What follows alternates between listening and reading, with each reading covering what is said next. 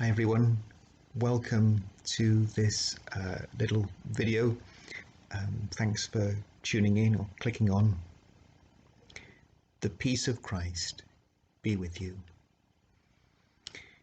On Sunday, Christians celebrate this glorious feast, the Feast of the Holy Trinity. And I'm just going to spend a few moments in this little video reflecting on this great truth of the Christian faith, the Holy Trinity, the truth that God is three and God is one. This is not a problem to be solved for Christians, for anyone. The Holy Trinity is a glorious mystery of love, the glorious mystery of love, not a problem to be solved, but our life, a truth of love, the truth of love to be encountered, the truth in which we live and move and have our being. You might not be very interested in the Holy Trinity, but the Holy Trinity is very interested in you. I want to start off this reflection by talking about something we experience in the United Kingdom all the time, and it's an experience that is so common to us that we don't even think about it. And it's an experience, I believe, that's like a little reflection of the truth of God, that we are made in the image of the Trinity. The whole of creation is in the image of the Trinity. And so, in our world, all the time we encounter this truth, that identity, who we are, is bound up with others, that our life is a life of connection, not isolation. There's this crazy idea going around in the world that we're better off on our own, that we are somehow more ourselves, more sovereign when we go our own way. And that's just not true. The only future we have is together. And we experience that truth, a truth that is there because of the God who made us, because we are in the image of this God. And we experience this truth in a funny and interesting way in our own United Kingdom. So, like this time last year, June 2019, I told my congregation here that I said, I won't be with you next week because I'm going abroad. I'm going to England, another country. I was at Worcester Cathedral with Mother Victoria and her family celebrating her ordination to the diaconate. Now, I love the fact that we live on a strip of land that is at the same time one country and three countries. I love that Edinburgh is mine and Worcester too. And I love that for people from Dundee or Dudley, Pembrokeshire and the Brecon Beacons is home. As I say, in a world that's pulling apart in all different directions, I hope that we can find a way of staying together. My personal hope there. Sometimes people from other countries find it difficult to understand us who live in this strange country called the United Kingdom. Like if, for example, you're in the United States and someone hears you speaking, they might ask you if you're English. When I was asked that question, I said, no, I'm Welsh British. There was like a silence. So you're not English? No, I'm Welsh. Welsh? Yeah, from Wales. That's not part of England. No, Wales is not part of England. Wales is a country that's in Britain. A country that's in Britain. So, do you belong to the same country as England? Yes, we're British. But Wales is a country, yes. And you belong to the same country. Yeah, that's right. What about Scotland? That's another country in the same country. A country in a country. Uh, yeah, you see, we're all British. Um, right, okay. Yeah, England is a country, though it's not Wales or Scotland, but we're all British, though we aren't all English or Scottish or Welsh. So there are three countries. That's right. And one country. That's right. Not three Britons. No. Okay. You see, people, not just in the United States, but other European countries, it's our language of three countries and one country. And they exist in federal systems where they have different states, they get that, but it's this, we talk about it as a country and a country. And they find it complicated. But here's the thing, it's not complicated or confusing to us at all. Why? Because we live in it. We live in it.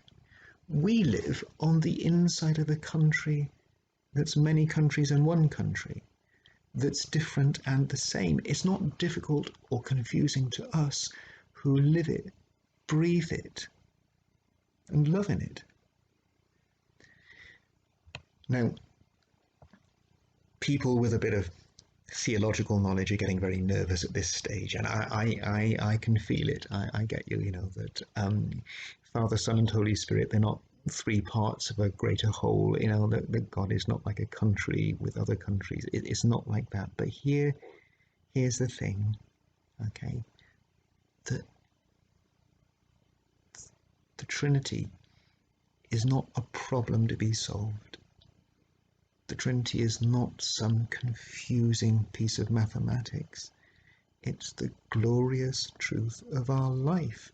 And if you live in it and breathe it and love it, you don't experience it as a problem to be solved, but as the mystery of love in which you live, move, and have your being. If you're a Christian, you believe that God is one and that God is three. You believe that God is our Creator, the one who made us, our Father. You believe that God is the one who became human in Jesus, the Son, to save us and heal us. And you believe that God is the Spirit, the one who continues to be with us as the living presence, the life giver. One God, Father, Son, and Holy Spirit. There are not three gods, only one God. The Spirit is not the Father, and Jesus is not the Spirit, but they are all three and all one.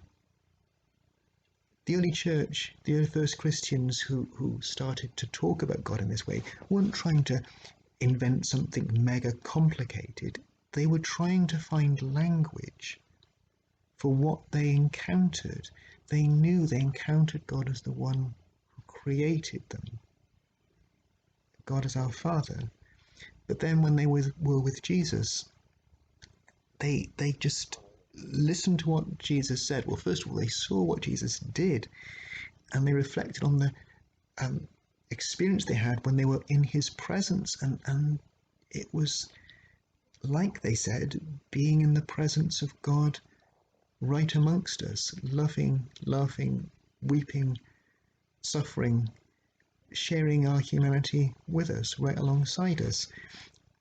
And then they encountered the Spirit of God, the Spirit Jesus would send. And then they thought about the words and remembered the words that Jesus says, that I am in the Father and the Father is in me. If you have seen me, you have seen the Father. And Jesus says, before Abraham was, I am, using the divine name, I am.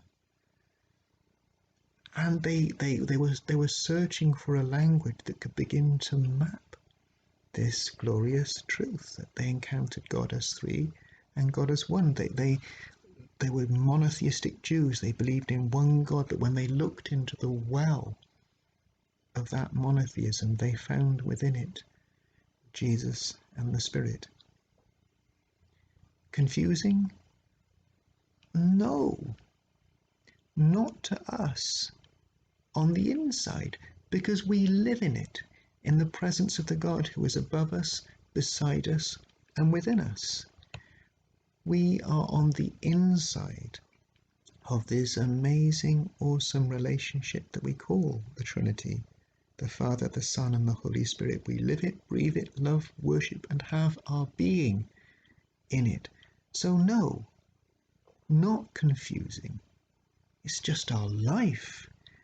It makes sense to the heart before the head, only because it's all about love. And love always makes the many one. And God, who is love himself, is the perfect expression of this truth. Love always, always makes the many one. So no, not confusing to us who make the sign of the cross, Father, Son, and Holy Spirit. If you don't make the sign of the cross, start doing it as a way of praying with your body. Not confusing to us who were baptized into the Trinity and marked and confirmed in the name of the Trinity. Not confusing to us who begin to see that nothing exists without relationship, not even God. Not confusing to us who begin to look out on a world that is made in the image of the Trinity, where the many is one and the one is many. The one God, three streams of divine personal love, Father, Son, and Holy Spirit. Because that is true, because God is Father, Son, and Spirit, because God in his deepest being, his deepest ontology is not a solitude but a relationship. Because that is true, it's why I'm only alive when I am with you. It's why people and nature reflect these deep patterns and connections. There are many and one at the same time. Like, this is just one small part of it, but for me, I'm this European, British, Welsh, human, and one. Because here's the thing, we are made for connection. We are made for communion.